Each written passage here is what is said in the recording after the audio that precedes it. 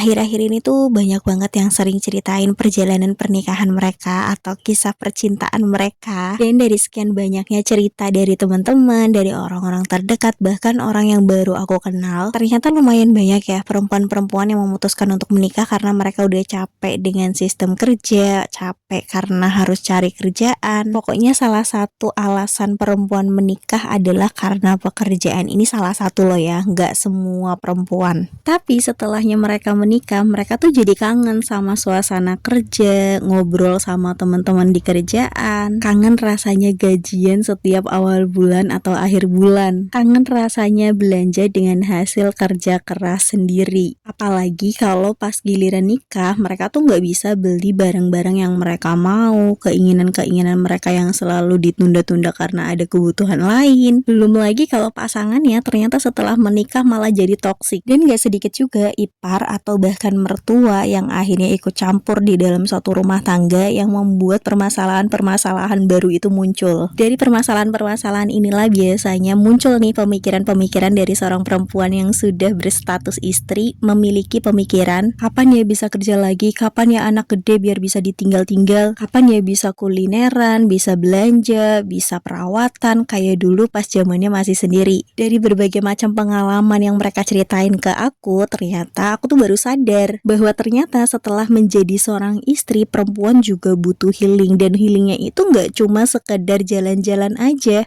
melainkan salah satunya adalah memiliki kesibukan untuk bisa menyibukkan dirinya sehingga mereka tidak disibukkan dengan pikiran-pikirannya. Makanya gak heran sih kalau banyak perempuan-perempuan di luar sana, baik yang sudah bersuami ataupun yang belum, mereka berlomba-lomba untuk membuat kegiatan atau membuat suatu bisnis. Bukan sekedar untuk mencari keuntungan, melainkan ini proses healing yang sebetulnya. Memang sih ketika kita menciptakan suatu bisnis, kita juga harus siap dengan plus minusnya atau untung ruginya. Dan menurut aku pribadi, kayaknya emang perlu sih kita sebagai seorang perempuan tidak hanya berpangku tangan, karena yang bisa menyelamatkan kita ketika andai kata suatu saat nanti ada hal-hal yang tidak kita inginkan, yang menjadi penyelamat kita adalah karir dan pendidikan. Dan sebagai manusia biasa, kita tuh nggak bisa bergantung dengan pasangan kita, orang tua kita, saudara-saudara kita, teman-teman kita, atau siapapun. Jadi pesannya adalah sebelum kalian memutuskan segala sesuatu, sebaiknya kalian pikirkan matang-matang. Dan buat kalian yang pengen punya usaha, sebaiknya disegerakan.